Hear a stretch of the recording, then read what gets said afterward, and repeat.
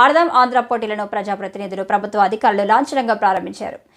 కొత్తపల్లి మండలం శ్రీరామపురంలో ముఖ్యమంత్రి జగన్మోహన్ రెడ్డి ప్రవేశపెట్టిన ఆడుదాం ఆంధ్రలో భాగంగా సర్పంచ్ రావి రమేష్ మరియు పంచాయతీ కార్యదర్శి ముసలయ్య ఆధ్వర్యంలో క్రికెట్ క్రీడను నిర్వహించారు.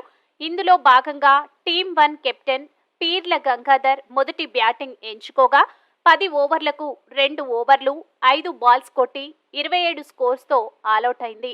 అలాగే టీమ్ 2 కెప్టెన్ పాటి నాగ సత్యనారాయణ సెకండ్ బ్యాటింగ్ ఎంచుకొని 4 ఓవర్లలో 31 స్కోరింగ్ చేసి విజయం సాధించగా పీర్ల నాగ వెంకటరమణ 10 బాల్స్కి 27 స్కోరింగ్ చేసి మ్యాన్ ఆఫ్ ద మ్యాచ్ చేదక్కించుకున్నాడు.